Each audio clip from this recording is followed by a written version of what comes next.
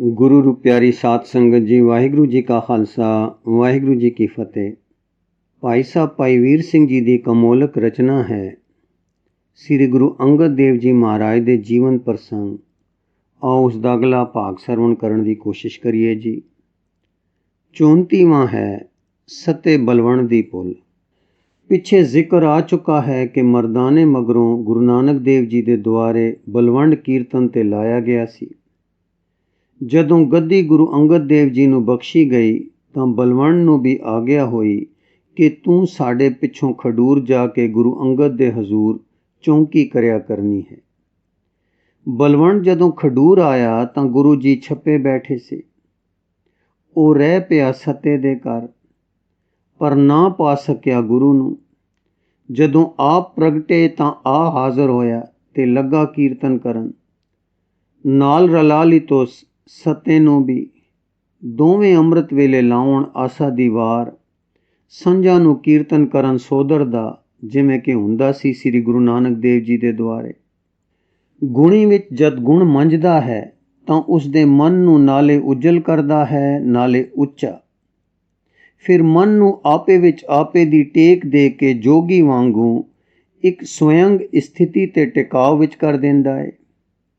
ਇਹ ਤਾਂ ਹੈ ਗੁਣ ਦਾ ਅੰਦਰ ਦਾ ਸੁਖ, ਅਰਥਾਤ ਦ੍ਰਿਸ਼ਟਾ ਪੱਖ ਦਾ ਸੁਖ।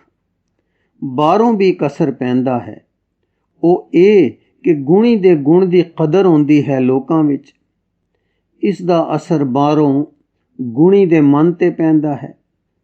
ਪਹਿਲਾਂ ਤਾਂ ਮਨ ਇਸ ਅਸਰ ਨਾਲ ਤਸੱਲੀ ਤੇ ਸਵੈ ਭਰੋਸੇ ਵਿੱਚ ਜਾਂਦਾ ਹੈ, ਪਰ ਅਕਸਰ ਗੁਣੀ ਇਸ ਥਾਵੇਂ ਨਹੀਂ ਟਿਕਦੇ।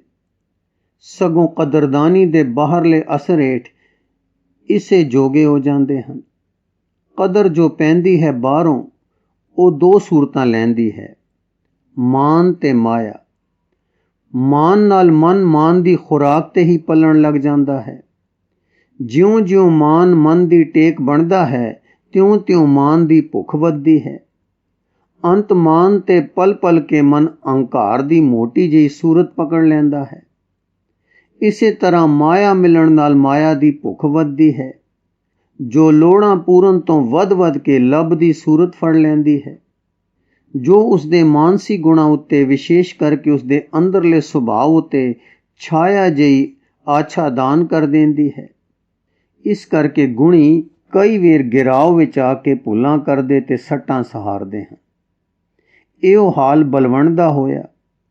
ਜੇ ਤਾਂ ਮਰਦਾਨੇ ਵਾਂਗੂ ਹੁੰਦਾ ਗੁਰੂ ਪ੍ਰੇਮੀ ਤੇ ਕੀਰਤਨ ਕਰਦਾ ਸਤਿਗੁਰੂ ਨੂੰ ਭੇਟਾ ਤਾਂ ਸੁਰਤ ਸਫਾ ਰਹਿੰਦੀ। ਜੇ ਸੋਝੀ ਹੁੰਦੀ ਗੁਣ ਦੇ ਦ੍ਰਿਸ਼ਟਾ ਪੱਖ ਦੀ ਤਾਂ ਵੀ ਸਵਯੰਗ ਆਧਾਰ ਤੋਂ ਨਾ ਹਿਲਦਾ, ਜੈਸਾ ਕਿ ਉੱਪਰ ਦੱਸ ਆਏ ਹਾਂ। ਪਰ ਬਲਵੰਡ ਦੀ ਜਿਉਂ-ਜਿਉਂ ਕਦਰ ਵਧੀ, ਉਸ ਦੀ ਮਾਨ ਮਾਇਆ ਦੀ ਭੁੱਖ ਵਧੀ। ਗੁਣ ਦਾ ਮੁੱਲ ਮਾਨ ਤੇ ਮਾਇਆ ਦੇ ਵਟਿਆਂ ਨਾਲ ਮਨ ਆਪੇ ਹਾੜਨ ਲੱਗ ਪਿਆ। ਐਉਂ ਕਿ ਪਹਿਲੋਂ ਗੁਣ ਦੀ ਕਦਰ ਨੇ ਟੇਕ ਦਿੱਤੀ, ਫਿਰ ਮਾਨ ਮਿਲੇ ਨੇ ਕਿਹਾ ਮੈਂ ਵੱਡਾ ਗੁਣੀ ਹਾਂ, ਮੇਰੇ ਜਿਹਾ ਕੋਈ ਨਹੀਂ। ਇਉਂ ਬਹੁਤ ਵਧੀ ਇਹ ਹਉ ਤੇ ਮਨ ਮਾਨੋ ਬਉਰਾਇਆ। ਜੈਸੇ ਰਵਿਦਾਸ ਜੀ ਨੇ ਕਿਹਾ ਹੈ, ਹਮ ਬੜ ਕਬ ਕੁਲੀਨ ਹਮ ਪੰਡਤ, ਹਮ ਜੋਗੀ ਸੰਨਿਆਸੀ, ਗਿਆਨੀ ਗੁਣੀ ਸੂਰ ਹਮ ਦਾਤੇ, ਇਹ ਬੁੱਧ ਕਬੈ ਨਾ ਨਾਸੀ। ਕਹੋ ਰਵਿਦਾਸ ਸਬੈ ਨਹੀਂ ਸਮਝਸ, ਭੂਲ ਪਰੇ ਜੈਸੇ ਬਉਰੇ। ਜੇ ਬਲਵੰਤ ਨਾਮ ਦੇ ਆਧਾਰ ਹੋ ਜਾਂਦਾ ਤਾਂ ਗੁਣ ਦੀ ਕਦਰ ਦਾ ਅਸਰ ਹਉ ਅਤੇ ਬਉਰਾਪਨ ਨਾ ਪੈਂਦਾ। ਜੈਸੇ ਕਿ ਰਵਿਦਾਸ ਜੀ ਉੱਪਰਲੇ ਸ਼ਬਦ ਦੇ ਅਖੀਰ ਦੱਸਦੇ ਹਨ ਕਿ ਮੈਂ ਬਚ ਰਿਹਾ ਕਿਕੂ ਮੋਏ ਆਧਾਰ ਨਾਮ ਨਾਰਾਇਣ, ਜੀਵਨ ਪ੍ਰਾਨ ਧਨ ਮੋਰੇ। ਨਾਮ ਦੇ ਆਸਰੇ ਉਸ ਦਾ ਮਨ ਉਜਲ ਸੀ। ਉਸਨੇ ਮਾਨ ਤੇ ਮਾਇਆ ਨੂੰ ਸੁਰਤ ਦਾ ਆਧਾਰ ਨਾ ਬਣਾਇਆ। ਨਾਮ ਹੀ ਭਗਤ ਦਾ ਜੀਵਨ ਪ੍ਰਾਣ ਤੇ ਧਨ ਬਣਿਆ ਰਿਹਾ। ਪਰ ਬਾਣੀ ਦਾ ਕੀਰਤਨੀਆ ਬਲਵੰਡ ਬਾਣੀ ਦੇ ਸਾਰ ਸਿਧਾਂਤ ਨਾਮ ਤੇ ਨਾ ਟਿਕਣ ਕਰਕੇ ਹਮ ਗੁਣੀ ਦੇ ਹੰਕਾਰ ਵਿੱਚ ਭੂਲ ਪਰੇ ਜੈਸੇ ਬੌਰੇ ਵਾਂਗੂ ਹੋ ਗਿਆ। ਇੱਕ ਦਿਨ ਭਾਈ ਬੁੱਢਾ ਕਿਸੇ ਰੰਗ ਵਿੱਚ ਬੈਠਾ ਸੀ, ਦਿਲ ਦਰਵ ਰਿਹਾ ਸੀ। ਕਿਸੇ ਪ੍ਰੇਮ ਭਾਵ ਵਿੱਚ ਨੈਣ ਸੇਜਲ ਹੋ ਰਹੇ ਸਨ ਕਿ ਅਚਾਨਕ ਆ ਨਿਕਲਿਆ ਬਲਵੰਡ। ਬੁੱਢੇ ਨੇ ਕਿਹਾ, ਬਲਵੰਡ ਬਾਬੇ ਦੇ ਪਿਆਰੇ, ਬਾਬੇ ਦਾ ਕੋਈ ਸ਼ਬਦ ਸੁਣਾਓ। ਮਾਨ ਮਤੇ ਬਲਵੰਡ ਨੇ ਹੈਂਕਣ ਨਾਲ ਕਿਹਾ, ਹੁਣ ਵੇਲਾ ਬਖਤ ਨਹੀਂ, ਚੌਂਕੀ ਲੱਗੀ ਵੇਲੇ ਆ ਕੇ ਸੁਣ ਲਈ। ਹਰ ਵੇਲੇ ਮੈਂ ਹਰ ਕਿਸੇ ਅੱਗੇ ਨਹੀਂ ਸੁਣਾ ਸਕਦਾ। ਬਾਬਾ ਚੁੱਪ ਹੋ ਗਿਆ ਤੇ ਰਬਾਬੀ ਟੁਰ ਗਿਆ। ਜਦ ਲੋਡੇ ਪੈਰ ਰਬਾਬ ਲੈ ਕੇ ਬਲਵੰਡ ਆਇਆ ਸਤਿਗੁਰੂ ਜੀ ਪਾਸ, ਤਾਂ ਸਤਿਗੁਰ ਨੇ ਸ਼ਬਦ ਸੁਣਨੋਂ ਨਾ ਕਰ ਦਿੱਤੀ। ਜਦ ਬਲਵੰਡ ਨੇ ਕਾਰਨ ਪੁੱਛਿਆ ਤਾਂ ਆਪ ਨੇ ਕਿਹਾ, ਹੁਣ ਸੁਣਨੇ ਦਾ ਮੇਰਾ ਬਖਤ ਨਹੀਂ। ਜਦੋਂ ਮੇਰੇ ਸੁਣਨੇ ਦਾ ਵੇਲਾ ਸੀ ਤਦੋਂ ਤੈਨੂੰ ਸੁਣਾਉਣ ਦਾ ਨਹੀਂ ਸੀ। ਹੈਰਾਨ ਹੋ ਕੇ ਰਬਾਬੀ ਨੇ ਕਿਹਾ, ਜੀਓ ਆਪ ਦੇ ਕਹੇ ਤੇ ਤਾਂ ਮੈਂ ਕਦੇ ਨਾ ਨਹੀਂ ਕੀਤੀ। ਗੁਰੂ ਜੀ, ਜਦੋਂ ਸਿੱਖ ਦੇ ਹਿਰਦੇ ਵਿੱਚ ਗੁਰੂ ਨੇ ਬੈਠ ਕੇ ਕਿਹਾ ਸੀ ਸ਼ਬਦ ਸੁਣਾਓ, ਤੂੰ ਕਿਹਾ ਸੀ ਹੁਣ ਸੁਣਾਉਣੇ ਦਾ ਬਖਤ ਨਹੀਂ। ਹੁਣ ਗੁਰੂ ਆਖਦਾ ਹੈ ਕਿ ਸੁਣਨੇ ਦਾ ਬਖਤ ਨਹੀਂ। ਬਲਵੰਡ ਸਮਝ ਗਿਆ ਕਿ ਮੈਂ ਜੋ ਭਾਈ ਬੁੱਢੇ ਨੂੰ ਨਾ ਕੀਤੀ ਸੀ ਉਸ ਗੱਲ ਨੂੰ ਗੁਰੂ ਜੀ ਨੇ ਜਾਣ ਲਿਆ ਹੈ। ਮਾਨਮਤੀ ਸੁਰ ਵਿੱਚ ਬੋਲਿਆ, ਮੈਂ ਤੁਹਾਡੇ ਅੱਗੇ ਤਾਂ ਗਾਵਾਂ ਤੇ ਹੁਣ ਹਰ ਜੱਟ ਬੂਟ ਅੱਗੇ ਹਰ ਵੇਲੇ ਗਾਉਂਦਾ ਫਿਰਾਂ। ਗੁਰੂ ਜੀ ਸੁਣ ਕੇ ਤੱਕੇ ਤੇ ਫਿਰ ਮੌਨ ਧਾਰ ਲਈ। ਪਰ ਬਲਵੰਡ ਹੰਕਾਰ ਵਿੱਚ ਫੁੰਕਾਰ ਕੇ ਬੋਲਿਆ, ਨਾ ਸਹੀ ਤੇ ਨਾ, ਸਾਡੇ ਪਾਸ ਗੁਰੂ ਬਾਬੇ ਦੀ ਬਾਣੀ ਹੈ, ਹੋਰ ਦੁਆਰ ਮੰਗ ਖਾਵਾਂਗੇ। ਗੁਣ ਹੈ ਸਾਡੇ ਪਾਸ, ਗੁਣ ਨੂੰ ਕਾਦੀ ਘਾਟ, ਇਉਂ ਆਖਦਾ ਟੁਰ ਗਿਆ। 5 ਦਿਨ ਗੁਜ਼ਰ ਗਏ, ਗੁਣੀ ਦੇ ਗੁਣ ਨੂੰ ਕਿਸੇ ਨਾ ਪੁੱਛੇ। ਕੀਰਤਨ ਕਰੇ ਤਾਂ ਸੁਣੇ ਕੋਈ ਨਾ। ਲੋਕੀ ਕਹਿਣ, ਜਿਸ ਨੂੰ ਗੁਰੂ ਨੇ ਨਹੀਂ ਸੁਣਿਆ ਅਸੀਂ ਕਿਉਂ ਸੁਣੀਏ। ਇਉਂ ਅਪੁੱਛ ਇਕੱਲ ਭੁੱਖ ਦਾ ਦੁੱਖ ਆ ਗਿਆ। ਸਰੀਰ ਵੀ ਵਿਗੜ ਗਿਆ, ਜਿਵੇਂ ਕਿ ਮਹਿਮਾ ਪ੍ਰਕਾਸ਼ ਵਾਰਤਕ ਦੇ ਸਫਾ 32 ਤੇ ਲਿਖਿਆ ਹੈ। ਫਿਰ ਹੋਸ਼ ਪਰਤੀ ਤੇ ਗੁਰੂ ਦੀ ਕਦਰ ਆਈ ਤਾਂ ਆ ਸਿੱਖਾਂ ਪਾਸ ਅਰਜ਼ੋਈ ਕੀਤੀ ਕਿ ਮੈਥੋਂ ਭੁੱਲ ਹੋਈ ਹੈ, ਬਖਸ਼ਾਓ। ਸਿੱਖਾਂ ਨੇ ਹਜ਼ੂਰ ਪਾਸਾ ਬੇਨਤੀ ਕੀਤੀ ਤੇ ਭੁੱਲ ਬਖਸ਼ੇ ਜਾਣ ਵਾਸਤੇ ਸਿਫਾਰਿਸ਼ ਕੀਤੀ ਤਾਂ ਸਤਿਗੁਰੂ ਨੇ ਖਿਮਾ ਕਰ ਦਿੱਤੀ ਤੇ ਬਲਵੰਡ ਫੇਰ ਕੀਰਤਨ ਤੇ ਲਾ ਲਿਆ। ਕੁਝ ਸਮਾਂ ਬੀਤ ਗਿਆ। ਬਲਵੰਡ ਹੋਰਾਂ ਨੇ ਚਾਹੋ ਭੁੱਲਾਂ ਬਖਸ਼ਾ ਲਈ ਸੀ, ਪਰ ਦਿਲ ਵਿੱਚੋਂ ਹਉਮੈ ਦਾ ਕੰਡਾ ਪਟ ਨਹੀਂ ਸੀ ਹੋਇਆ। ਕਾਕੀ ਦਾ ਵਿਆਹ ਆ ਗਿਆ ਤਾਂ ਗੁਰੂ ਜੀ ਤੋਂ ਆਪ ਨੇ 500 ਰੁਪਏ ਦੀ ਮੰਗ ਕੀਤੀ। ਸਾਹਿਬਾਂ ਨੇ ਫਰਮਾਇਆ, ਇਤਨਾ ਰੁਪਇਆ ਨਾ ਖਰਚੋ, ਵਿਵਾਹ ਆਪਣੇ ਵਿੱਤ ਅਨੁਸਾਰ ਕਰੋ, ਪਰ ਜੇ ਤੁਸੀਂ ਨਹੀਂ ਰੁਕ ਸਕਦੇ ਹੋ ਤਾਂ ਠਹਿਰ ਜਾਓ। ਵਿਸਾਖੀ ਪਰ ਸੰਗਤਾਂ ਦੇ ਆਉਣ ਤੇ ਗੁਰੂ ਨਾਨਕ ਗੱਫੇ ਦੇ ਸੀ, ਤੁਸਾਂ ਸੰਭਾਲ ਲੈਣੇ। ਪਰ ਰਬਾਬੀ ਕਾਲੇ ਹੋ ਪਏ ਤੇ ਕੁਝ ਅਹੰਕਾਰ ਦੇ ਬਚਨ ਕਹਿ ਕੇ ਚਲੇ ਗਏ। ਅਗਲੇ ਦਿਨ ਕੀਰਤਨ ਲਈ ਨਾ ਆਏ। ਸਤਿਗੁਰ ਨੇ ਸਦਵਾ ਘੱਲਿਆ ਤਾਂ ਵੀ ਉਹ ਨਾ ਆਏ। ਇਸ ਤਰ੍ਹਾਂ ਜਦ 2-3 ਵਾਰੀ ਗੁਰੂ ਜੀ ਨੇ ਸਿੱਖ ਘੱਲੇ, ਉਹਨਾਂ ਦੀ ਹਉਂ ਵਧੀ ਰਹੀ ਤੇ ਕਠੋਰ ਵਾਕ ਕਹਿ ਕੇ ਨਾ ਕਰ ਦਿੰਦੇ ਰਹੇ। ਅਖੀਰ ਦੀ ਵਾਰੀ ਸੱਦਣ ਗਏ ਸਿੱਖਾਂ ਨੂੰ ਉਹਨਾਂ ਨੇ ਕਿਹਾ, ਕਿਉਂ ਬਈ, ਨਹੀਂ ਨਾ ਸਰਦੀ, ਤਦੇ ਹੀ ਪੱਲੇ ਪੱਲੇ ਸਤ ਘੱਲਦੇ ਹਨ ਨਾ। ਗੁਰੂ ਕੀ ਸੋਭਾ ਸਰਦਾਰੀ ਸਾਡੀ ਬਣਾਈ ਹੋਈ ਹੈ। ਇਹ ਗੁਰੂ ਕੀ ਗੁਰੂ ਨਾਨਕ ਦੇ ਦਰਬਾਰ ਦੀ ਸੋਭਾ ਵੀ ਸਾਡੇ ਭਰਾ ਮਰਦਾਨੇ ਨੇ ਬਣਾਈ ਸੀ। ਜੇ ਅਸੀਂ ਨਾ ਹੁੰਦੇ ਤਾਂ ਗੁਰੂ ਨਾਨਕ ਗੁਰੂ ਕਿਵੇਂ ਬਣਦੇ ਤੇ ਉਹਨਾਂ ਦੀ ਦਿੱਤੀ ਪੁੱਤਰਾਂ ਨੂੰ ਵਾਂਝ ਕੇ ਦਿੱਤੀ ਗੱਦੀ ਇਹਨਾਂ ਦੀ ਕਿਵੇਂ ਫਲਦੀ ਫੁੱਲਦੀ। ਗੁਰੂ ਬਣਾਉਣਾ ਸਾਡੇ ਵੱਸ ਹੈ। ਹਮ ਅਬ ਰਹਿ ਕੇ ਅਪਰ ਟਿਗ ले गुरु बनाई, हम अधीन करबे गुरु तुम नाहिन जाना, जहाँ राग हम करेंगे गुर तिसै बनावे। ਇਸ ਤਰ੍ਹਾਂ ਦੇ ਗੁਰੂ ਨਾਨਕ ਦੇਵ ਜੀ ਦੀ ਬੇਅਦਬੀ ਦੇ ਵਾਕ ਜਦੋਂ ਸਿੱਖਾਂ ਨੇ ਆ ਕੇ ਦੱਸੇ ਤਾਂ ਅਖੋਬ ਹਿਰਦੇ ਵਾਲੇ ਬੋਲੇ, ਅੱਛਾ ਗੁਰੂ ਨਾਨਕ ਗਗਨ ਅਗਮ ਨੂੰ ਸਰਸੰਧਿਆਂ ਨੇ ਫਿੱਟ ਗਏ ਹਨ, ਹੁਣ ਨਾ ਜਾਓ, ਗੁਰੂ ਕੀ ਨਿੰਦਾ ਨਾ ਸੁਣੋ ਨਾ ਸੁਣਾਓ। ਹੁਣ ਭਾਈ ਗੁਰੂ ਨਾਨਕ ਦੇਵ ਦੇ ਨਿੰਦਕਾਂ ਦੀ ਸਾਡੇ ਪਾਸ ਸਿਫਾਰਿਸ਼ ਵੀ ਨਾ ਕਰਨੀ। ਇਹ ਬਚਨ ਕਰਕੇ ਕੀਰਤਨ ਤੇ ਹੋਰ ਪ੍ਰੇਮੀ ਲਾ ਲਏ। ਰਬਾਬੀਆਂ ਦਾ ਮਾਨ ਮਤੇ ਹੋ ਜਾਣਾ, ਹੰਕਾਰ ਵਿੱਚ ਫੁੰਕਾਰਨਾ ਤੇ ਫਿਰ ਗੁਰੂ ਨਾਨਕ ਦੀ ਬੇਅਦਬੀ ਕਰਨ ਤੱਕ ਦੀ ਫਟਿਆਣ ਚੜ੍ਹ ਜਾਣੀ ਨਿੱਕੀ ਜੀ ਗੱਲ ਨਹੀਂ ਸੀ। ਗੁਰਸਿੱਖੀ ਵਿੱਚ ਸਾਰੀ ਗੱਲ ਧੁੰਮ ਗਈ। ਰਬਾਬੀ ਪਹਿਲੋਂ ਘਰ ਬੈਠੇ ਰਹੇ ਕਿ ਗੁਰੂ ਜੀ ਫਿਰ ਮਨਾਉਂਦੇ ਹਨ, ਪਰ ਉਹ ਵਕਤ ਨਾ ਆਇਆ ਤਾਂ ਬਾਹਰ ਅੰਦਰ ਕਈ ਥਾਂ ਫਿਰੇ, ਕਿਸੇ ਨੇ ਮੂੰਹ ਨਾ ਲਾਇਆ। ਜਾਪਦਾ ਹੈ ਕਿ ਉਹਨਾਂ ਦੇ ਅੰਦਰ ਬਹੁਤ ਮਾਣ ਇਹ ਸੀ ਕਿ ਕਰਤਾਰਪੁਰ ਰਹਿਣ ਵਾਲੇ ਗੁਰੂ ਕੇ ਪੁੱਤਰ ਸਾਨੂੰ ਜੀ ਆਇਆਂ ਨੂੰ ਆਖਣਗੇ ਤੇ ਸਾਡੇ ਕੀਰਤਨ ਕਰਨ ਨਾਲ ਸਿੱਖੀ ਇੱਧਰੋਂ ਉਲਟ ਕੇ ਉੱਧਰ ਚਲੀ ਜਾਏਗੀ। ਉਹਨਾਂ ਨੂੰ ਆਪਣੇ ਰਾਗ ਦਾ ਹੰਕਾਰ ਸੀ ਕਿ ਗੁਰਿਆਈ ਸਿਰਫ ਰਾਗ ਵਿੱਚ ਹੈ। ਮੂਰਖ ਨਹੀਂ ਸੇ ਸਮਝਦੇ ਕਿ ਇਹ ਧੁਰੋਂ ਆਈ ਪਦਵੀ ਹੈ, ਸੋ ਉਹਨਾਂ ਨੇ ਕਰਤਾਰਪੁਰ ਜਾ ਕੇ ਵੀ ਜ਼ੋਰ ਲਾਇਆ। ਪਰ ਇਹ ਕਿਵੇਂ ਹੋ ਸਕਦਾ ਸੀ ਕਿ ਸ੍ਰੀ ਚੰਦ ਜੀ ਤੇ ਲਖਮੀ ਚੰਦ ਜੀ ਸ੍ਰੀ ਗੁਰੂ ਨਾਨਕ ਦੇਵ ਜੀ ਦੇ ਨਿੰਦਕ ਨੂੰ ਮੂੰਹ ਲਾਉਂਦੇ। ਗੁਰੂ ਪਿਤਾ ਦੀ ਨਿੰਦਾ ਤਾਂ ਉਹ ਵੀ ਸਹਾਰ ਨਹੀਂ ਸਨ ਸਕਦੇ। ਸੋ ਸਭ ਪਾਸਿਆਂ ਤੋਂ ਨਿਰਾਸ਼ ਤੇ ਆਮਦਨ ਤੋਂ ਵਿਰਵੇ ਹੋ ਕੇ ਦੁਖੀ ਹੋਏ। ਸਰੀਰ ਵੀ ਰੋਗੀ ਹੋ ਗਿਆ, ਕੋਈ ਮੂੰਹ ਨਾ ਲਾਵੇ ਤੇ ਨਾ ਹੀ ਕੋਈ ਹਿਆ ਕਰੇ ਗੁਰੂ ਜੀ ਅੱਗੇ ਸਿਫਾਰਿਸ਼ ਕਰਨੇ ਦਾ। ਤਦ ਹਾਰ ਕੇ ਲਾਹੌਰ ਦੇ ਭਾਈ ਲੱਦੇ ਦੀ ਸ਼ਰਨ ਜਾ ਪਏ, ਜੋ ਸੇਵਾ ਤੇ ਉਪਕਾਰ ਵਿੱਚ ਬੜਾ ਪ੍ਰਸਿੱਧ ਸਿੱਖ ਸੀ। ਭਾਈ ਲੱਦੇ ਨੇ ਉਹਨਾਂ ਦੇ ਦੁੱਖ ਦਾ ਰੁਣ ਭਿਆਨਕ ਡਿੱਠਾ ਤੇ ਹੁਣ ਪਛਤਾਵਾ ਵੀ ਸੱਚਾ ਤੱਕਿਆ ਤਾਂ ਆਪਣਾ ਮੂੰਹ ਕਾਲਾ ਕੀਤਾ ਤੇ ਇਸ ਤਰ੍ਹਾਂ ਟੁਰਦਾ ਗੁਰੂ ਕੇ ਹਜ਼ੂਰ ਆ ਪੜਿਆ। ਇਹ ਰੰਗ ਵੇਖ ਕੇ ਸਤਿਗੁਰ ਨੇ ਪੁੱਛਿਆ, ਭਾਈ ਲੱਦਾ, ਇਹ ਕਿਉਂ ਰੰਗ ਬਣਾਇਆ ਹੈ? ਬਿਨਾਂ ਕੀਤੇ ਉਸ ਨਿੰਦਕ ਦੀ ਸਿਫਾਰਿਸ਼ ਆਪ ਦੇ ਦਰਬਾਰ ਮਨੇ ਹੈ। ਨਿੰਦਕ ਦਾ ਮੂੰਹ ਕਾਲਾ ਲਿਖਿਆ ਹੈ। ਨਿੰਦਕ ਨਰ ਕਾਲੇ ਮੁਖ ਨਿੰਦਾ, ਜਿਨ ਗੁਰ ਕੀ ਦਾਤ ਨਾ ਪਾਈ। ਜਿਹਾ ਨਿੰਦਕ ਤੇਹਾ ਸਿਫਾਰਸ਼ੀ, ਇਤ ਕਾਰਨ ਮੂੰਹ ਕਾਲੇ ਹਾਜ਼ਰੀ ਪਰੀ ਹੈ।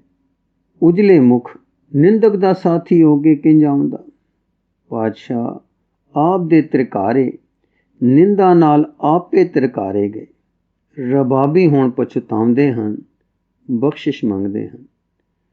ਪਛਤਾਵਾ ਆਪ ਫਰਮਾਇਆ ਕਰਦੇ ਹੋ, ਉਹ ਦੰਡ ਹੈ ਜੋ ਜੀਵ ਆਪੇ ਆਪਣੇ ਆਪ ਨੂੰ ਦਿੰਦਾ ਹੈ ਤੇ ਇਸੇ ਨਾਲ ਪਾਪ ਦਾ ਸੰਸਕਾਰ ਧੋਂਦਾ ਹੈ। ਜੇ ਮਿਹਰ ਕਰੋ ਤਾਂ ਮੁੜ ਬਖਸ਼ੇ ਜਾਣ। ਮੈਂ ਨਿਸ਼ਚੇ ਕਰ ਆਇਆ ਹਾਂ ਕਿ ਹੁਣ ਸੱਚੇ ਦਿਲੋਂ ਮੰਗਦੇ ਹਨ ਮਾਫੀ। ਦੁੱਖ ਤੇ ਰੋਗ ਵਿੱਚ ਜਾ ਕੇ ਸੁੱਖ ਦੀ ਕਦਰ ਪਈ ਨੇ। ਨਿੰਦਾ ਤੇ ਝੂਠ ਫਲ ਲੱਗਾ ਵੇਖ ਕੇ ਸੱਚ ਦਿਸ ਪਿਆ ਨੇ। ਗੁਰੂ ਕੀ ਵਡਾਈ ਲਖੀ ਨੇ, ਹੁਣ ਆਪਣੇ ਕਹੇ ਤੇ ਸਿਰ ਧੋਂਦੇ ਹਨ। ਸਤਿਗੁਰੂ ਜੀ ਪਹਿਲਾਂ ਤਾਂ ਸੁਣਦੇ ਰਹੇ, ਪਰ ਫਿਰ ਬੋਲੇ, ਚੰਗਾ ਭਾਈ ਪਰਉਪਕਾਰੀ, ਚੰਗਾ ਬਖਸ਼ੇ। ਸੋ ਐਦਾਂ ਬਖਸ਼ੇ ਜਾ ਕੇ ਆਏ ਦੋਏ ਚਰਨੀ ਟੈਠੇ। ਦਾਤੇ ਨੇ ਮਿਹਰ ਕੀਤੀ, ਮਨ ਨਿਰਮਲ ਹੋ ਗਿਆ, ਸ਼ਬਦ ਦੀ ਰੰਗਣ ਚੜੀ। ਤਦ ਬਲਵੰਡ ਨੇ ਵਾਰ ਉਚਾਰੀ ਟਿੱਕੇ ਦੀ ਵਾਰ, ਸਨਮੁਖ ਹੋ ਕੇ ਸਤ ਤੇ ਨਿਆਂ ਦੀ ਕੀਰਤ ਗਾਵੀਂ। ਬਖਸ਼ੇ ਗਏ ਭੁੱਲਣਹਾਰ। ਨਾ ਕੇਵਲ ਬਖਸ਼ੇ ਗਏ, ਗੁਰੂ ਅਰਜਨ ਦੇਵ ਜੀ ਨੇ ਉਹਨਾਂ ਦੀ ਬਾਣੀ ਪਾਵਨ ਬੀੜ ਵਿੱਚ ਦਰਜ ਕੀਤੀ। ਬਖਸ਼ਿਆ ਗਿਆ ਬਖਸ਼ਾਵਣ ਆਇਆ ਭਾਈ ਲੱਦਾ। ਉਸ ਦਾ ਨਾਮ ਗੁਰੂ ਰਸਨਾ ਤੋਂ ਪੈ ਗਿਆ ਭਾਈ ਲੱਦਾ ਪਰਉਪਕਾਰੀ। ਇਹ ਨਾਮ ਭਾਈ ਗੁਰਦਾਸ ਦੇ ਗਿਣੇ ਸਿੱਖਾਂ ਵਿੱਚ ਹੈ। ਸੂਚਨਾ, ਸੂਰਜ ਪ੍ਰਕਾਸ਼ ਵਿੱਚ ਇਹ ਵਾਕਿਆ ਸੱਤੇ ਬਲਵੰਡ ਦਾ 5ਵੇਂ ਸਤਿਗੁਰਾਂ ਦੇ ਸਮੇਂ ਹੋਇਆ ਲਿਖਿਆ ਹੈ। ਕਾਰਨ ਵਿਸ਼ੇਸ਼ ਇਹ ਵੀ ਜਾਪਦਾ ਹੈ ਕਿ ਭਾਈ ਗੁਰਦਾਸ ਦੇ 11ਵੀਂ ਵਾਰ ਦੇ ਟੀਕੇ ਭਗਤ ਰਤਨਾਵਲੀ ਵਿੱਚ ਲੱਦਾ ਜੀ ਦਾ ਨਾਮ ਜਿੱਥੇ ਕੋ ਆਇਆ ਹੈ, ਉਹ 5ਵੇਂ ਸਤਿਗੁਰਾਂ ਦੇ ਸਿੱਖਾਂ ਵਿੱਚ ਆਇਆ ਹੈ। ਯਥਾ ਭਾਈ ਲੱਦਾ ਪਰਉਪਕਾਰੀ। ਪਰ ਕਵੀ ਜੀ ਇਹ ਗੱਲ ਵੀ ਲਿਖਦੇ ਹਨ, ਸੱਤੇ ਅਰ ਬਲਵੰਡ ਕਥਾ ਕੋ केतक सिख कहें इस पाए, सिर गुर अमर हदूर पे हैं, तीनों निकासे पुनः मिलाए। पर कवि जी ने इस गल नूं आप नहीं मनिया। चिर होया है कि टिक्के दी वार दे टीके विच असां भी कवि संतोख जी वाली गल ठीक समझ के धारण कीती सी। पर ठीक मगरों सानू सुरत पई कि अमृतसर वाले भाई ਗਿਆਨ ਸਿੰਘ ਜੀ ਗਿਆਨੀ ਦੇ ਭਰਾਤਾ ਭਾਈ ਨਿਧਾਨ ਸਿੰਘ ਜੀ ਗਿਆਨੀ ਕਿਹਾ ਕਰਦੇ ਸਨ ਕਿ ਸਾਡੇ ਪਿਤਾ ਭਾਈ ਬਿਸ਼ਨ ਸਿੰਘ ਜੀ ਗਿਆਨੀ ਦੱਸਿਆ ਕਰਦੇ ਸਨ ਕਿ ਇਹ ਵਾਰਤਾ ਦੂਸਰੇ ਗੁਰੂ ਸਾਹਿਬ ਦੇ ਦਰਬਾਰ ਹੋਈ ਹੈ। ਇਸ ਤੋਂ ਮਗਰੋਂ ਪਹਿਲਾਂ ਸਾਨੂੰ ਮਹਿਮਾ ਪ੍ਰਕਾਸ਼ ਛੰਦਾਬੰਦੀ ਦਾ ਲਿਖਤੀ ਪੁਰਾਤਨ ਗ੍ਰੰਥ ਲੱਭ ਪੈਣ ਦਾ ਸੁਭਾਗ ਹੋਇਆ। ਜੋ ਪੋਥੀ ਸਮਤ 1833 ਬਿਕਰਮੀ ਦੀ ਲਿਖੀ ਗਈ ਸੀ। ਇਸ ਤੋਂ ਮਗਰੋਂ ਲਿਖਤੀ ਪੋਥੀ ਮਹਿਮਾ ਪ੍ਰਕਾਸ਼ ਵਾਰਤਕ ਵੀ ਮਿਲ ਪਈ, ਜਿਸ ਦਾ ਸਮਤ 1798 ਹੈ। ਸਫਾ 182/2 ਇਹਨਾਂ ਦੋਹਾਂ ਮਹਿਮਾ ਪ੍ਰਕਾਸ਼ਾਂ ਵਿੱਚ ਉੱਪਰ ਕਥਿਆ ਬਲਵੰਡ ਦਾ ਵਾਕਿਆ ਦੂਸਰੇ ਸਤਿਗੁਰਾਂ ਦੇ ਸਮੇਂ ਹੋਇਆ ਲਿਖਿਆ ਹੈ। ਪਰ ਇਹਨਾਂ ਵਿੱਚ ਕਥਾ ਇਤਨੀ ਹੀ ਹੈ ਕਿ ਬਾਬੇ ਬੁੱਢੇ ਦੇ ਕਹਿਣੇ ਬਲਵੰਡ ਨੇ ਕੀਰਤਨ ਨਾ ਕੀਤਾ। ਗੁਰੂ ਜੀ ਨੇ ਸਿੱਖ ਮੱਤ ਦਿੱਤੀ ਤਾਂ ਗੁੱਸੇ ਹੋ ਕੇ ਟੁਰ ਗਏ। ਅਤ ਦੁਖੀ ਹੋਇਆ, ਸਰੀਰ ਵਿਗੜ ਗਿਆ ਤਾਂ ਸਿੱਖਾਂ ਪਾਸ ਆ ਕੇ ਰੋਇਆ। ਸਿੱਖਾਂ ਨੇ ਸਿਫਾਰਿਸ਼ ਕੀਤੀ ਤੇ ਸਤਿਗੁਰਾਂ ਨੇ ਬਖਸ਼ ਦਿੱਤਾ। ਹੋਰ ਵਿਵਾਹ ਆਦਿਕ ਦੀ ਗੱਲਬਾਤ ਨਹੀਂ ਲਿਖੀ ਜੋ ਸੂਰਜ ਪ੍ਰਕਾਸ਼ ਆਦਿ ਗ੍ਰੰਥਾਂ ਵਿੱਚ ਹੈ। ਪਰ ਵਿਵਾਹ ਵਾਲੀ ਗੱਲ ਤੇ ਰੁਪਈਆਂ ਪਿੱਛੇ ਰੁਸਣਾ ਤੇ ਗੁਰੂ ਨਾਨਕ ਦੇਵ ਜੀ ਦੀ ਨਿੰਦਾ ਕਰਨੀ ਜੋ ਸੂਰਜ ਪ੍ਰਕਾਸ਼ ਵਿੱਚ ਹੈ, ਹੋਈ ਸਹੀ ਹੁੰਦੀ ਹੈ, ਕਿਉਂਕਿ ਟਿੱਕੇ ਦੀ ਵਾਰ ਵਿੱਚ ਉਹਨਾਂ ਆਪ ਆਖੀਆਂ ਗੱਲਾਂ ਦਾ ਉਧਾਰ ਉਹਨਾਂ ਵੱਲੋਂ ਹੀ ਸਪਸ਼ਟ ਪਿਆ ਦਿਸਦਾ ਹੈ। ਚਾਹੋ ਦੋਏ ਪ੍ਰਸੰਗ ਦੂਸਰੀ ਪਾਤਸ਼ਾਹੀ ਦੇ ਸਮੇਂ ਹੋਏ, ਚਾਹੋ ਪਹਿਲਾਂ ਬਾਬੇ ਬੁੱਢੇ ਵਾਲਾ ਦੂਸਰੇ ਸਤਿਗੁਰਾਂ ਦੇ ਵੇਲੇ ਤੇ ਦੂਸਰਾ ਨਿੰਦਾ ਕਰਨ ਵਾਲਾ ਪੰਜਵੇਂ ਸਤਿਗੁਰਾਂ ਦੇ ਵੇਲੇ ਹੋਇਆ, ਤੇ ਚਾਹੇ ਤੀਸਰੇ ਸਤਿਗੁਰੂ ਵੇਲੇ ਹੋਇਆ। ਦੋਏ ਮਹਿਮਾ ਪ੍ਰਕਾਸ਼ ਇਸ ਵਕਤ ਤੱਕ ਦੇ ਮਿਲੇ ਗ੍ਰੰਥਾਂ ਵਿੱਚੋਂ ਪੁਰਾਤਨ ਗ੍ਰੰਥ ਹੋਣ ਕਰਕੇ ਅਸਾਂ ਬਲਵੰਡ ਦਾ ਪ੍ਰਸੰਗ ਇੱਥੇ ਦੂਸਰੀ ਪਾਤਸ਼ਾਹੀ ਦੇ ਜੀਵਨ ਵਿੱਚ ਦੇ ਦਿੱਤਾ ਹੈ, ਪਰ ਅਜੇ ਹੋਰ ਖੋਜ ਜਾਰੀ ਰੱਖੀ ਹੋਈ ਹੈ। ਮਹਿਮਾ ਪ੍ਰਕਾਸ਼ ਵਾਰਤਕ ਵਿੱਚ ਲਿਖਿਆ ਹੈ ਕਿ ਤਬ ਬਲਵੰਡ ਨੇ ਟਿੱਕੇ ਦੀ ਵਾਰ ਆਖੀ, ਪਰ ਮਹਿਮਾ ਪ੍ਰਕਾਸ਼ ਛੰਦਾਬੰਦੀ ਅਨੁਸਾਰ ਬਲਵੰਡ ਨੇ 4 ਪੌੜੀਆਂ ਤਾਂ ਬਖਸ਼ੇ ਜਾਣ ਵੇਲੇ ਉਚਾਰੀਆਂ ਤੇ 5ਵੀਂ ਤਦੋਂ ਉਚਾਰੀ ਜਦੋਂ ਗੁਰੂ ਜੀ ਖਾਨ ਰਜ਼ਾਦੇ ਤੋਂ ਫੇਰ ਖਡੂਰ ਮੁੜ ਕੇ ਆਏ। ਤੀਜੀ ਵਿੱਚ ਨਾਮ ਬਲਵੰਡ ਦਾ ਹੈ। 5 ਪੌੜੀਆਂ ਤੋਂ ਬਾਅਦ ਟਿੱਕੇ ਦੀ ਵਾਰ ਦੀ ਪੌੜੀ 5 ਤੇ 6 ਵਿੱਚ ਸਤੇ ਦਾ ਨਾਮ ਹੈ। ਸੋ ਪਹਿਲੀਆਂ 5 ਬਲਵੰਡ ਤੇ ਪਿਛਲੀਆਂ 3 ਸਤੇ ਦੀਆਂ ਸਹੀ ਹੁੰਦੀਆਂ ਹਨ। ਪਹਿਲੀਆਂ 5 ਦੀ ਰਚਨਾ ਤੇ ਦੂਜੀਆਂ 3 ਦੀ ਰਚਨਾ ਸਪਸ਼ਟ 2 ਪੁਰਖਾਂ ਦੀ ਰਚਨਾ ਦਿਸ ਰਹੀ ਹੈ। 5 ਵਿੱਚ ਦੂਸਰੇ ਸਾਹਿਬਾਂ ਦਾ ਜ਼ਿਕਰ ਚੱਲਦਾ ਹੈ ਤੇ 6ਵੀਂ ਵਿੱਚ ਤੀਸਰੇ ਸਾਹਿਬਾਂ ਦਾ, 7ਵੀਂ ਵਿੱਚ ਚੌਥੇ ਸਾਹਿਬਾਂ ਦਾ ਤੇ 8ਵੀਂ ਵਿੱਚ 5ਵੇਂ ਸਾਹਿਬਾਂ ਦਾ ਹੈ। ਜੇ ਵਾਰ ਦੋਹਾਂ ਨੇ ਇੱਕ ਸਮੇਂ ਰਚੀ ਤਾਂ ਵਾਕਿਆ 5ਵੇਂ ਸਾਹਿਬਾਂ ਦੇ ਸਮੇਂ ਹੋਇਆ ਸਹੀ ਹੁੰਦਾ ਹੈ। ਜੇ ਬਲਵੰਡ ਨੇ 5ਵੀਂ ਪੌੜੀ ਖਡੂਰ ਮੁੜ ਆਉਣ ਤੇ ਆਖੀ ਜੈਸਾ ਕਿ ਉਸ ਦੀ ਇਬਾਰਤ ਦੱਸਦੀ ਹੈ, ਤਾਂ ਪਹਿਲੀਆਂ 4 ਜ਼ਰੂਰ ਪਹਿਲੇ ਕਈਆਂ ਹੋਣਗੀਆਂ। ਇਸ ਤੇ ਵਾਕਿਆ ਦੂਸਰੇ ਸਾਹਿਬਾਂ ਦੇ ਵੇਲੇ ਹੋਇਆ ਸਹੀ ਹੋ ਗਿਆ। ਫਿਰ ਸਤੇ ਦੀਆਂ ਮਗਰਲੀਆਂ 3 ਹਰ ਗੁਰੂ ਸਾਹਿਬ ਦੇ ਤਿਲਕ ਸਮੇਂ ਉਚਾਰੀਆਂ ਮੰਨਣੀਆਂ ਹੋਣਗੀਆਂ। ਇਸ ਵਾਰ ਦਾ ਪ੍ਰਸਿੱਧ ਨਾਮ ਵੀ ਟਿੱਕੇ ਦੀ ਵਾਰ ਇਸੇ ਕਰਕੇ ਪਿਆ ਸਹੀ ਹੁੰਦਾ ਹੈ। ਜਾਂ ਇਉਂ ਕਹੋ ਕਿ ਪਹਿਲਾ ਵਾਕਿਆ ਭਾਈ ਬੁੱਢੇ ਵਾਲਾ ਤਾਂ ਦੂਸਰੇ ਸਾਹਿਬਾਂ ਵੇਲੇ ਹੋਇਆ ਤੇ ਦੂਸਰਾ ਵਾਕਿਆ ਧੀ ਦੇ ਵਿਆਹ ਵਾਲਾ ਤੀਸਰੇ ਜਾਂ 5ਵੇਂ ਸਤਿਗੁਰਾਂ ਦੇ ਵੇਲੇ ਹੋਇਆ, ਕਿਉਂਕਿ ਸੱਤਾ ਵੀ ਦਾਨ ਦਾ ਜ਼ਿਕਰ ਕਰਦਾ ਹੈ। ਦਾਨ ਜੇ ਸਤਿਗੁਰ ਭਾਵ ਸੀ ਸੋ ਸੱਤੈ ਦਾਨ, ਜਿਸ ਵਿੱਚ ਮੰਨਿਆ ਹੈ ਕਿ ਅਸਾਂ ਜੋ ਇੰਨਾ ਹੀ ਦਾਨ ਲੈਣ ਦਾ ਹੱਠ ਕੀਤਾ ਸੀ ਗਲਤ ਸੀ। ਜੋ ਗੁਰੂ ਨੂੰ ਭਾਵੇ ਉਹੀ ਦਾਨ ਠੀਕ ਹੈ। ਇਹ ਗੱਲ ਉਹ ਤੀਸਰੇ ਸਤਿਗੁਰ ਲਈ ਉਚਾਰੀ ਪੌੜੀ ਵਿੱਚ ਲਿਖਦਾ ਹੈ, ਜਿਸ ਤੋਂ ਇਸ ਵਾਕਿਆ ਦੇ ਹੋਣ ਦੀ ਕੁਝ ਸੰਭਾਵਨਾ ਤੀਸਰੇ ਸਤਿਗੁਰ ਦੇ ਸਮੇਂ ਤੇ ਜਾ ਪੈਂਦੀ ਹੈ। ਹਰ ਹਾਲ ਸਮਾਂ ਠੀਕ ਨਿਸ਼ਚਿਤ ਕਰਨੇ ਲਈ ਹੋਰ ਖੋਜ ਦੀ ਅਜੇ ਕੁਝ ਆਕਾਂਖਿਆ ਹੈ। ਵਿਸ਼ੇਸ਼ ਸਹੀ ਗੱਲ ਹੁਣ ਤੱਕ ਸਮਾਨਾਂ ਤੋਂ ਇਹੀ ਸਿੱਧ ਹੁੰਦੀ ਹੈ ਕਿ ਪਹਿਲੀਆਂ 4 ਪੌੜੀਆਂ ਬਲਵੰਡ ਨੇ ਬਖਸ਼ੇ ਜਾਣ ਪਰ ਦੂਜੇ ਸਤਿਗੁਰਾਂ ਦੇ ਸਮੇਂ ਉਚਾਰੀਆਂ। 5ਵੀਂ ਪੌੜੀ ਦੂਸਰੇ ਸਤਿਗੁਰੂ ਜੀ ਦੇ ਖਾਨ ਰਜਾਦੇ ਤੋਂ ਖਡੂਰ ਵਾਪਸ ਆਉਣ ਪਰ ਬਲਵੰਡ ਨੇ ਉਚਾਰੀ ਤੇ ਅਗਲੀਆਂ 3 ਤੀਜੇ ਚੌਥੇ ਤੇ 5ਵੇਂ ਗੁਰੂ ਸਾਹਿਬਾਂ ਦੀ ਗੱਦੀ ਸਮੇਂ ਸਤੇ ਨੇ ਉਚਾਰੀਆਂ। 35ਵਾਂ ਹੈ ਚੌਧਰੀ ਮਲੂਕਾ ਮਿਰਗੀ। ਗੁਰੂ ਜੀ ਦੀ ਆਤਮ ਆਬਾ ਤੇ ਸਤਿਆ ਦਾ ਇਹ ਅਸਰ ਸੀ ਕਿ ਆਪ ਜੀ ਦੇ ਵਾਕ ਸਤਾ ਨਾਲ ਤਾਂ ਰੋਗੀ ਰਾਜ਼ੀ ਹੁੰਦੇ ਹੀ ਸਨ, ਸਗੋਂ ਲਿਖਿਆ ਹੈ ਕਿ ਸਵੇਰੇ ਸਮਾਧੀ ਮਗਰੋਂ ਜਦ ਕਿਸੇ ਤੇ ਪਹਿਲੀ ਨਜ਼ਰ ਪੈਂਦੀ ਤਾਂ ਉਸ ਨੂੰ ਅਰੋਗਤਾ ਹੋ ਜਾਂਦੀ। ਇਸ ਕਰਕੇ ਦੂਰੋਂ ਦੂਰੋਂ ਲੋਕੀ ਆ ਹਾਜ਼ਰ ਹੁੰਦੇ ਤੇ ਸਰੀਰਕ ਤੇ ਆਤਮਿਕ ਸੁੱਖ ਲੈਂਦੇ।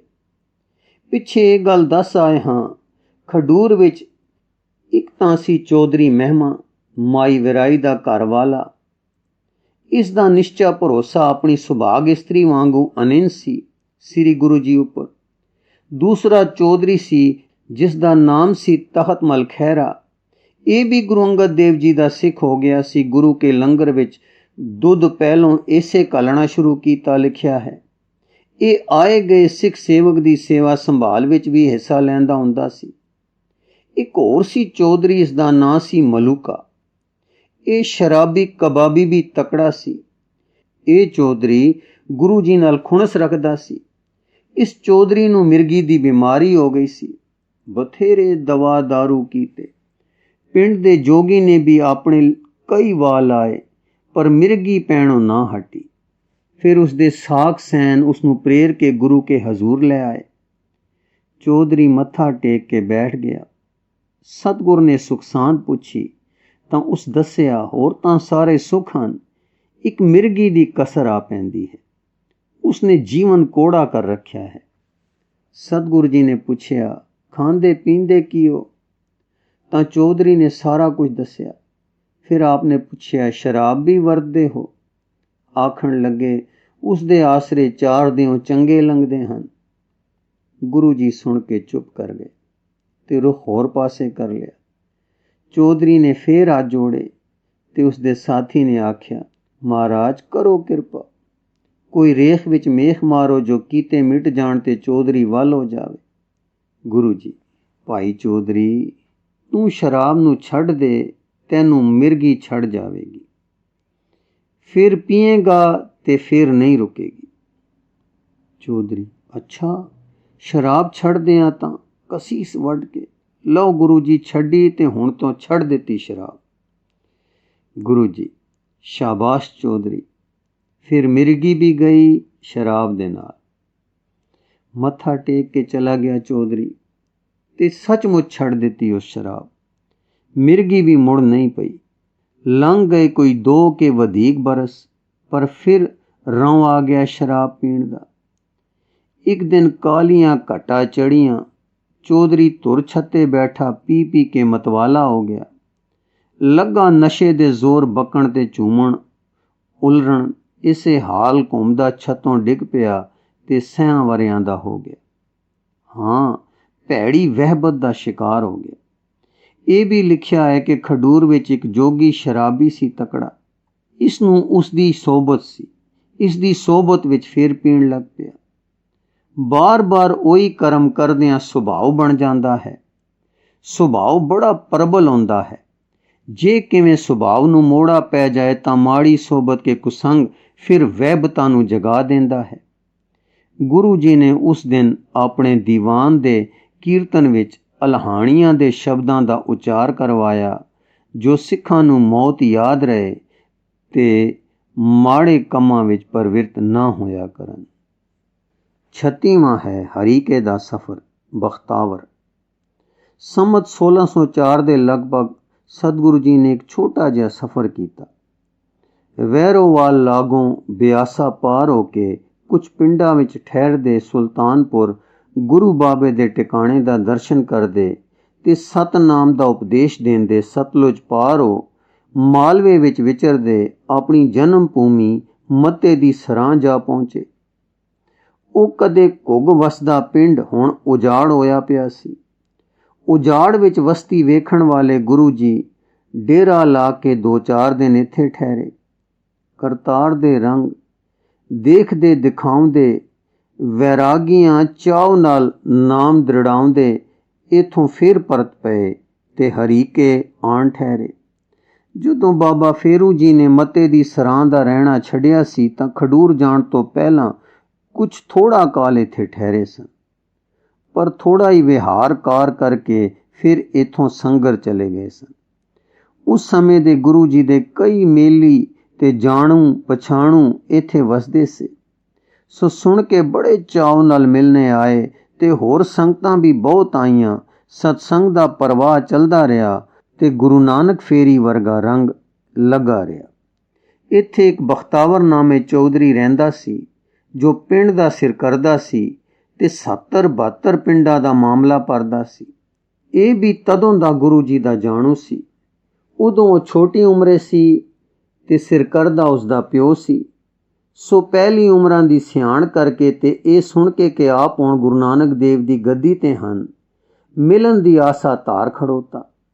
ਸੁਨੇਹਾ ਘੱਲਿਓਸ ਕਿ ਮੈਂ ਮਿਲਣ ਆ ਰਿਹਾ ਹਾਂ। ਗੁਰੂ ਜੀ ਨੇ ਉਸ ਦੇ ਸਤਕਾਰ ਲਈ ਆਗਿਆ ਕੀਤੀ ਕਿ ਬੈਠਣ ਲਈ ਸੋਹਣਾ ਉੱਚਾ ਮੂੜਾ ਢਾ ਦਿਓ। ਪਰ ਉਹ ਜਦ ਆਇਆ ਤਾਂ ਆਪਣੀ ਸਰਦਾਰੀ ਦੇ ਮਾਨ ਵਿੱਚ ਨਾ ਤਾਂ ਕੋਈ ਸਲਾਮ ਦੁਆ ਕਿ ਰਾਮ ਰਮਈਆ ਕੀਤਾ, ਨਾ ਸਿਰ ਨਿਵਾਇਆ, ਨਾ ਮੂੜੇ ਵੱਲ ਤੱਕਿਆ, ਸਿੱਧਾ ਸ੍ਰੀ ਗੁਰੂ ਜੀ ਦੇ ਪਲੰਗ ਉੱਤੇ ਸਿਰਹਾਣੇ ਤੇ ਹੋ ਬੈਠਾ। ਸਹਿਨਸ਼ੀਲ ਸ੍ਰੀ ਗੁਰੂ ਜੀ ਨੇ ਆਖਿਆ, ਆਓ ਚੌਧਰੀ, ਜਿਉ ਆਇਆਂ ਨੂੰ, ਰਾਜ਼ੀ ਪ੍ਰਸੰਨ ਹੋ। ਚੌਧਰੀ, ਬੜਾ ਸੁਖੀ ਹਾਂ। ਇਹ ਕਹਿ ਕੇ ਚੌਧਰੀ ਨੇ ਸੰਗਤ ਵੱਲ ਡਿੱਠਾ ਤਾਂ ਸਮਝ ਗਿਆ ਕਿ ਉਸ ਦੇ ਬੈਠਣ ਦੇ ਤਰੀਕੇ ਨੂੰ ਸਭਾ ਨੇ ਅਸਭ्य ਸਮਝਿਆ ਹੈ। ਤਦ ਆਪਣੇ ਮੱਧ ਵਿੱਚ ਮੱਤਾ ਆਪੇ ਹੀ ਬੋਲ ਪਿਆ, ਕਿਉਂ ਕੂਰ ਵਹਿੰਦੇ ਹੋ? ਇਹ ਗੁਰੂ ਹੈ ਤਾਂ ਮੈਂ ਵੀ ਚੌਧਰੀ ਹਾਂ 72 ਪਿੰਡਾਂ ਦਾ, ਨਾਲੇ ਬੇਲੀ ਹਾਂ ਛੋਟੀ ਉਮਰਾਂ ਦਾ। ਗੁਰੂ ਜੀ ਮੁਸਕਰਾ ਪਏ ਤੇ ਬੈਠੀ ਹੋਈ ਸਾਰੀ ਸਭਾ ਚੁੱਪ ਰਹੀ। ਚੌਧਰੀ ਫਿਰ ਬੋਲਿਆ ਉਸੇ ਖੁੱਲ ਡੁਲਵੀਂ ਸੁਰ ਵਿੱਚ, ਸਾਈਂ ਨੇ ਬਹੁਤ ਤੋਂ ਵੀ ਵੱਧ ਦੇ ਦਿੱਤਾ ਹੈ। ਮੈਂ ਅੱਗੋਂ ਹੋਰ ਵਧਾਉਂਦਾ ਹਾਂ ਪਿਆ। ਤੁਹਾਨੂੰ ਵੀ ਲੱਭ ਪਿਆ ਹੈ ਹੋਰ ਕੁਛ ਜੋ ਸੁਣਿਆ ਹੈ ਕਿ ਲੋਕਾਂ ਨੂੰ ਦਿੰਦੇ ਹੋ। ਕੁਛ ਸਾਨੂੰ ਵੀ ਦਿਓ, ਪੁਰਾਣੇ ਬੇਲੀਆਂ ਨੂੰ ਹੈ। ਗੁਰੂ ਜੀ ਬੋਲੇ, ਚੌਧਰੀ ਜੀਓ, ਮੈਨੂੰ ਕਿਸੇ ਦਿਨ ਖੜਦੇ ਕਮਾਉਂਦੇ ਨੂੰ ਸੋਝੀ ਆਈ ਕਿ ਇੱਥੋਂ ਚੱਲਣਾ ਸਹੀ ਸੱਚ ਹੈ। ਕਿਸੇ ਨੇ ਇੱਥੇ ਸਦਾ ਨਹੀਂ ਰਹਿਣਾ, ਤਾਂ ਮੈਂ ਭੱਜ ਕੇ ਸਦਾ ਰਹਿਣ ਦੀ ਸੋਝੀ ਵਾਲੇ ਦੀ ਸ਼ਰਨ ਜਾ ਪਿਆ। ਉਸਨੇ ਮੈਨੂੰ ਅਣਹੋਂਦ ਦਾਨ ਦਿੱਤੀ ਤੇ ਜਾਚ ਦੱਸੀ ਕਿ ਇਸ ਨੂੰ ਵੰਡਿਆ ਕਰ। ਤੈਨੂੰ ਦਾਤੇ ਨੇ ਹੋਂਦ ਦਿੱਤੀ ਹੈ ਜਿਸ ਦਾ ਤੈਨੂੰ ਮਾਣ ਹੈ।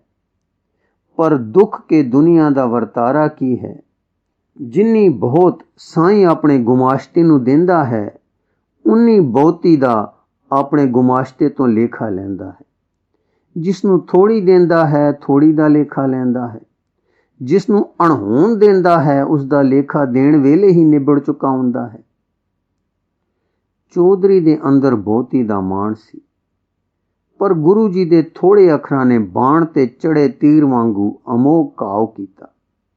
ਸੋਚ ਫੁਰੀ ਕਿ ਸਾਈਂ ਨੇ ਦਿੱਤਾ, ਮੈਂ ਆਖਿਆ ਸੀ ਤੇ ਹੈ ਕਿ ਸਾਈਂ ਲੇਖਾ ਵੀ ਲਏਗਾ? ਮੈਂ ਤਾਂ ਗੁਮਾਸ਼ਤਾ ਹੀ ਹੋਇਆ ਨਾ। ਠੀਕ। ਗੁਰੂ ਜੀ, ਬਹੁਤੀ ਵਾਲੇ ਨੂੰ ਬਹੁਤੀ ਦਾ ਲੇਖਾ ਦੇਣਾ ਪਏਗਾ। ਚੌਧਰੀ ਸੋਚ ਵਿੱਚ ਸੀ, ਹੋਰ ਸੋਚ ਵਿੱਚ ਹੋ ਗਿਆ। ਗੁਰੂ ਜੀ, ਭਾਈ, ਜਗਤ ਤੇ ਖੇਲ ਅਖਾੜਾ ਹੈ, ਇਹ ਮੁੱਕਦਾ ਹੈ, ਮੌਤ ਮੁਕਾ ਦਿੰਦੀ ਹੈ। ਕਿੱਥੇ ਹਨ ਪਿਤਾ ਪਿਤਾਮਾ ਬਹੁਤੀਆਂ ਵਾਲੇ? ਚਲੇ ਗਏ ਬਹੁਤੀਆਂ ਛੱਡ ਕੇ। ਚੌਧਰੀ ਜੀਓ, ਅੱਗੇ ਚੱਲ ਕੇ ਇੱਥੋਂ ਦੀ ਖੇਲ ਨੂੰ ਫਲ ਲੱਗਦੇ ਹਨ। ਜਿਵੇਂ ਇੱਥੇ ਅੱਜ ਦੇ ਬੀਜੇ ਫਸਲ ਸਮੇਂ ਫਲਦੇ ਹਨ। ਸਾਈਂ ਅਖਾੜਾ ਦੇਖਣ ਹਾਰ, ਜਿਨ੍ਹਾਂ ਨੂੰ ਉਦੋਂ ਥਾਪੜੇ ਦੇਗਾ ਸੋ ਮਾਲ ਹੀ ਲੈਣਗੇ। ਅੱਗੇ ਧਨ ਦੀ ਪੁੱਛ ਨਹੀਂ, ਜ਼ੋਰ ਦੀ ਪੁੱਛ ਨਹੀਂ, ਜਾਤ ਦੀ ਪੁੱਛ ਨਹੀਂ। ਅੱਗੇ ਤਾਂ ਜੀਵ ਜੋ ਨਵੇਂ ਨਕੋਰ ਕੱਪੜੇ ਵਾਂਗੂ ਨਵੇਂ ਹੁੰਦੇ ਹਨ, ਉਹਨਾਂ ਦੀ ਪੁੱਛ ਹੁੰਦੀ ਹੈ। ਅਖਾੜਾ ਹੈ, ਸੰਸਾਰ ਘੁਲ ਰਹੇ ਹਨ ਸਾਰੇ। ਜੋ ਮੋਹ ਮਾਇਆ ਨੂੰ ਜਿੱਤ ਜਾਣਗੇ, ਦਰ ਪ੍ਰਵਾਨ ਹੋਣਗੇ। ਸੁਣ ਚੌਧਰੀ ਸਤਿਗੁਰੂ ਨਾਨਕ ਦੇ ਵਾਕ, ਵਧੀ ਸੋ ਵਜਗ ਨਾਨਕਾ, ਸੱਚਾ ਵੇਖੈ ਸੋਏ। ਸਭਨੀ ਛਾਲਾਂ ਮਾਰੀਆਂ, ਕਰਤਾ ਕਰੇ ਸੋ ਹੋਏ। ਅੱਗੇ ਜਾਤ ਨਾ ਜੋਰ ਹੈ, ਅੱਗੇ ਜਿਉ ਨਵੇਂ। ਜਿਨ ਕੀ ਲੇਖੇ ਪਤ ਪਵੈ, ਚੰਗੇ ਸਈ ਕੇ। ਚੌਧਰੀ ਬਹੁਤ ਨਰਮ ਹੋ ਕੇ ਤੇ ਫਿਰ ਕਿੰਜਿਓ? ਗੁਰੂ ਜੀ, ਆਪਣਾ ਜਨਮ ਸਵਾਰ, ਨਵਾਂ ਨਰੋਆ ਹੋ ਜਾ। ਨਵੀਂ ਨਰੋਈ ਸੁਰਤ ਵਾਲਾ, ਬਹੁਤੀ ਮਿਲਦੀ ਦਾ ਮਾਨ ਛੱਡ ਤੇ ਜ਼ਿੰਮੇਵਾਰੀ ਨੂੰ ਸਮਝ। ਥੋੜੀ ਵਾਲਿਆਂ ਨਾਲ ਵੰਡ ਖਾ, ਨਾਦਾਰਾਂ ਤੇ ਲਾ, ਲੋੜਵੰਦਾਂ ਤੇ ਖਰਚ। ਫਿਰ ਦੇਣਹਾਰ ਨੂੰ ਸਲਾਹ, ਕਹੋ ਧੰਨ ਦਾਤਾ ਤੂੰ ਦੇਣਹਾਰ। ਉਸ ਨੂੰ ਯਾਦ ਰੱਖ, ਪਿਆਰ ਕਰ, ਜੋ ਉਹ ਤੈਨੂੰ ਚਾਨਣ ਦੇਵੇ ਬਹੁਤੀ ਨੂੰ ਸਫਲ ਕਰਨ ਦਾ। ਉਸ ਤੋਂ ਹੁਣ ਹੋਰ ਨਾ ਮੰਗ, ਪਰ ਉਸ ਤੋਂ ਉਸ ਨੂੰ ਮੰਗ। ਦਾਤਾ ਤੋਂ ਹੁਣ ਦਾਤਾ ਨਾ ਮੰਗ, ਦਾਤਾ ਮੰਗ। ਚੌਧਰੀ, ਮੈਂ ਨਹੀਂ ਸਮਝਿਆ, ਉਸ ਤੋਂ ਉਸ ਨੂੰ ਮੰਗਾ ਕਿਵੇਂ? ਗੁਰੂ ਜੀ, ਦਾਤਾਂ ਕੋਲੋਂ ਦਾਤਾ ਵਧੇਰੇ ਅਮੋਲਕ ਹੁੰਦਾ ਹੈ ਕਿ ਨਾ? ਚੌਧਰੀ ਜੀ ਹਾਂ, ਮੈਂ ਆਪਣੇ ਧਨ ਤੋਂ ਵਧੇਰੇ ਮੁੱਲ ਵਾਲਾ ਹਾਂ। ਗੁਰੂ ਜੀ ਹਾਂ, ਪੈਸੇ ਛੱਡ ਕੇ ਰੁਪਏ ਮੰਗੇ, ਰੁਪਏ ਛੱਡ ਕੇ ਮੋਹਰਾਂ ਮੰਗੀਆਂ, ਹੁਣ ਦਾਤਾ ਤੋਂ ਦਾਤਾ ਮੰਗ ਕਿ ਆਪ ਮੇਰੇ ਅੰਦਰ ਆ ਵਸੋ। ਅਰਦਾਸ ਕਰ, ਸਿਫਤ ਸਲਾਹ ਕਰ, ਯਾਦ ਕਰ ਉਸ ਨੂੰ ਪਿਆਰ ਨਾਲ। ਆ ਵਸੇਗਾ ਤੇਰੇ ਅੰਦਰ ਇਹਨਾਂ ਦਾਤਾਂ ਦਾ ਦਾਤਾ ਆਪ। ਜਦ ਦਾਤਾ ਵਸਿਆ ਫਿਰ ਲੇਖਾਂ ਕੌਣ ਪੁੱਛੂ। ਸੁੱਖ ਹੋ ਗਿਆ ਇੱਥੇ ਉੱਥੇ। ਦਾਤ ਮਾਲਕ ਹੋ ਕੇ ਨਾ ਗਿੱਬ, ਦਾਤਾ ਨੂੰ ਅੰਦਰ ਲੈ ਕੇ ਉਸ ਦਾ ਮਾਣ ਕਰ। ਇਸ ਤਰ੍ਹਾਂ ਦੇ ਵਾਕ ਹੁੰਦਿਆਂ ਹੁੰਦਿਆਂ ਅਸਚਰ ਦੇ ਘਰ ਸੁਰਤ ਚੜ ਗਈ ਚੌਧਰੀ ਦੀ। ਸੱਚੇ ਗੁਰੂ ਜੀ ਦੇ ਵਾਕਾਂ ਨਾਲ, ਹਾਂ ਪਿਆਰ ਭਰੇ ਵਾਕਾਂ ਨਾਲ ਸਿਰ ਰੱਖ ਦਿੱਤਾ ਚਰਨਾਂ ਤੇ ਚੌਧਰੀ ਨੇ। ਦਾਤਾ ਨੇ ਨਾਮ ਦੀ ਦਾਤ ਦੇ ਕੇ ਇਸ ਮਾਇਆ ਦੇ ਅਭਿਮਾਨੀ ਦਾ ਵੀ ਉਧਾਰ ਕੀਤਾ। ਹਾਂਜੀ, ਦਾਤਾ ਨੇ ਨਾਮ ਦੀ ਦਾਤ ਦੇ ਕੇ ਇਸ ਮਾਇਆ ਦੇ ਅਭਿਮਾਨੀ ਦਾ ਵੀ ਉਧਾਰ ਕੀਤਾ। ਗੁਰੂ ਰੂ ਪਿਆਰੀ ਸਾਧ ਸੰਗਤ ਜੀ, ਇਸ ਲਿਖਤ ਦਾ ਅਗਲਾ ਹਿੱਸਾ ਆਪ ਜੀ ਨੂੰ ਅੱਗੇ ਪੜ੍ਹ ਕੇ ਸਰਵਣ ਕਰਾਉਣ ਦੀ ਕੋਸ਼ਿਸ਼ ਕਰਾਂਗੇ ਜੀ। ਵਾਹਿਗੁਰੂ ਜੀ ਕਾ ਖਾਲਸਾ, ਵਾਹਿਗੁਰੂ ਜੀ ਕੀ ਫਤਿਹ।